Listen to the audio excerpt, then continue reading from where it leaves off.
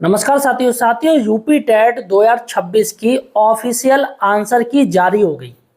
जी हाँ साथियों, सबसे बड़ी बात है कि आंसर की जारी होते ही बवाल मच गया, क्योंकि साथियों कई ऐसे प्रश्न हैं जो कि गलत उत्तर उनके बताए गए हैं। और साथियों यहाँ पर प्राइमरी में एक प्रश्न है और जबकि जूनियर में कई प्रश्न हैं जिनके उत्तर ही गलत बताए गए हैं।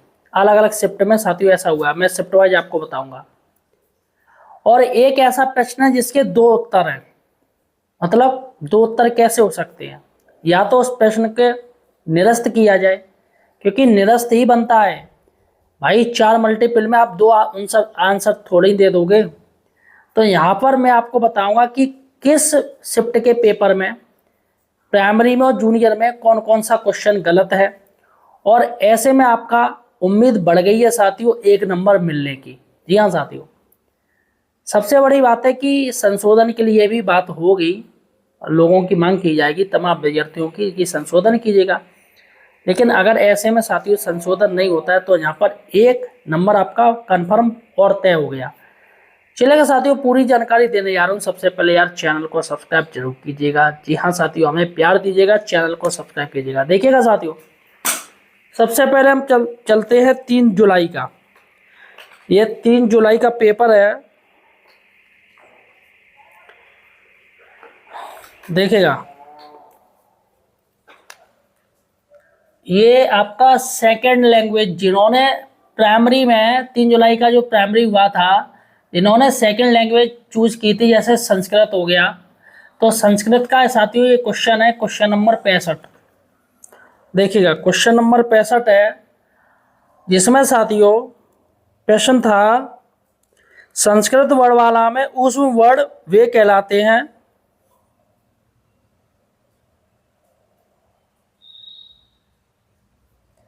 देखिएगा साथियों, इसका प्रश्न था क्वेश्चन नंबर 65 का, निम्नलिखित में से ऊष्म वर्ण कौन सा है? तो इन्होंने ऑप्शन दिए ए श, बी ना, सी ला और डी बा। तो यहाँ पर जो आंसर की ऑफिशियल आंसर की आई है, इसमें उत्तर दिया गया बी, यानी ना।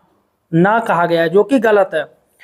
तो यहाँ पर साथियों जो सही उत्तर है वो है श, यानी ए। इसका आंसर ए होगा, श। ये इसका उत्तर सही है उसमें। देखिएगा यहाँ पर लोगों ने बात भी कही कि संस्कृत वर्णमाला में ऊष्म वर्ण वे कहलाते जिनके उच्चारण में मुख से उष्ण यानी गर्म वायु का अधिगम होता है। व्याकरण के अनुसार ऊष्म वर्ण श, स तथा ह है, अतः इसका सही उत्तर श है। तो यहाँ पर साथियों जिन लोगों ने श लिखा है उनका एक नंबर है, क्योंकि आंसर की ये गलत उत्तर बोल रही है बा। तो यहाँ पर साथियों ध्यान नहीं दिया जाएगा। तो जिनका मुझे लग रहा है जो पहले से ही जिन्होंने सही किया होगा तो उनका तो वैसे भी सही होगा। चलेगा साथियों, ये आप क्या हो गया।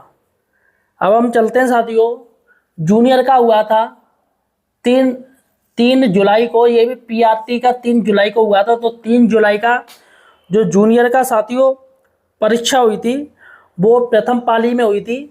तो यहाँ पर जूनियर में जो क्वेश्चन नंबर 53 है, ये आपकी प्रथम पाली की है, जूनियर स्कूल की, मतलब जूनियर टेट की। तो यहाँ पर जो क्वेश्चन नंबर 53 है, इसमें एक मुहावरा है, एक आंख से देखना मुहावरा का अर्थ है। तो ए कुछ नहीं दिखना, बी अंधाधुंध करना, सी समान व्यवहार करना, या डी इनमें से कोई नहीं। तो यहाँ पर जो ऑफिशियल आंसर की है उसमें उत्तर बताया गया अंधाधुंध करना। तो अंधाधुंध साथियों मुझे लग रहा है अंधाधुंध तो कोई लॉजिक भी नहीं बनता कि अंधाधुंध का क्या मतलब है। तो यहाँ पर जो सही उत्तर है वो है समान व्यवहार करना। समान व्यवहार करना, एक आंख से देखना, सही उत्तर इसका जो है वो है सी। सी इसका सही उत्तर है। देखिएगा मैं आपको बता दूं कैसे है। प्रश्न संख्या 53 के संबंध में निवेदन है कि एक आंख से देखना मुहावरे का मानक अर्थ सभी के समान समान व्यवहार करना, पक्षपात न करना होता है। यह अर्थ मानक हिंदी मुहावरों कोशों यानी कि राजपाल हिंदी मुहावरा एवं लोकोक्ति कोश, हृदय बारीकृत वृत्त हिंदी मुहावरा आदि कोश में भी स्वीकृत है। अतः इस प्रश्न का सही उत्तर विकल्प सी है, समान व्यवहार करना। तो यहाँ पर साथियों ये संशोधन की जाएगी। चलेगा साथियों, ये हो गया आपका जूनियर का। अब उसके बाद साथियों फिर से है जूनियर का, ये साथियों जूनियर साइंस का है, सोशल साइंस का है। प्रश्न नंबर है 146। प्रश्न नंबर 146 है, जो पूरा एक वो लिखा है, निम्नलिखित में से कौन सा कथन आपदा को सही ढंग से परिभाषित करता है। तो यहाँ इन्होंने ऑप्शन दिया है, देखिएगा क्या क्या दिया है। इन्होंने ए उत्तर को सही माना है, यहाँ पर ए उत्तर को सही माना है कि एक ऐसी घटना जिससे क्षति होती है लेकिन जिसे स्थानीय संसाधनों का उपयोग करके नियंत्रित किया जा सकता है, जो कि गलत है।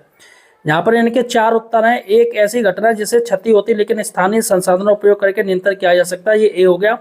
बी है एक ऐसा व्यवधान जो केवल प्राकृतिक प्रणालियों को प्रभावित करता है जिसका मानवीय प्रभाव नहीं होता है, बी हो गया। सी हो गया एक गंभीर व्यवधान जिसके कारण व्यापक क्षति होती है और जिससे निपटने की क्षमता ऐसी किसी समुदाय के सामर्थ्य से बाहर होती है, और डी हो गया एक ऐसी घटना जो अचानक घटित होती है और जिसके कोई महत्वपूर्ण दीर्घकालीन प्रभाव नहीं होते हैं। तो यहाँ पर साथियों जो बात हो रही है वो हो रही है सी का, कि यहाँ पर 146 का जो उत्तर है वो सी है। तो बाकायदा साथियों यहाँ पर 146 का उत्तर सी माना जाएगा, क्योंकि जो डिजास्टर मैनेजमेंट एक्ट 2005 है, सेक्शन 2D में यही लिखा है, और UNDRR terminology and disaster risk reduction 2017 में भी यही लिखा है, क्या है कि एक गंभीर व्यवधान है जिसके कारण व्यापक क्षति होती है और जिससे निपटने की क्षमता किसी समुदाय के सामर्थ्य से बाहर होती है।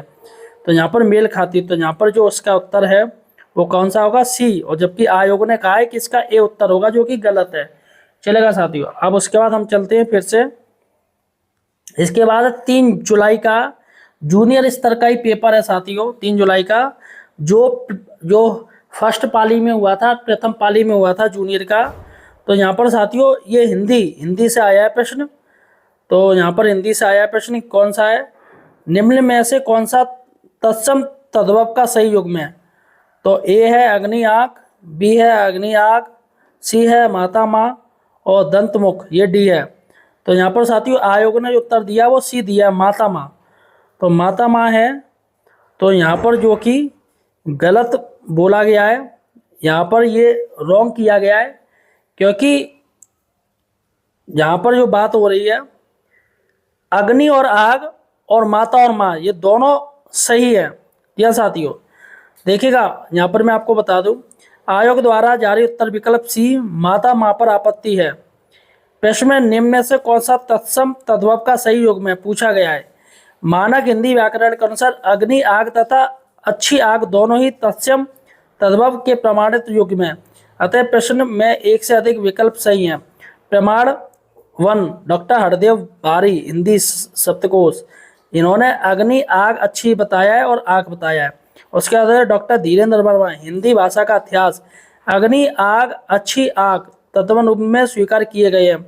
और तीसरा डॉक्टर भोलानाथ तिवारी हिंदी भाषा तद्भव तत्सम तद्भव रूप में अग्नि आग एवं अच्छी आग दोनों मान है, अतः आयोग से अनुरोध है विकल्प सी और डी दोनों को सही माना जाए अथवा एक इसमें ड्रॉप किया जाए। जी हाँ साथियों, जो 56 क्वेश्चन है 50 है सॉरी जो 45वां है 45 जो क्वेश्चन है, ये मांग हो रही कि इसको निरस्त किया जाए, वरना दोनों ऑप्शन इसके सही माने जाए।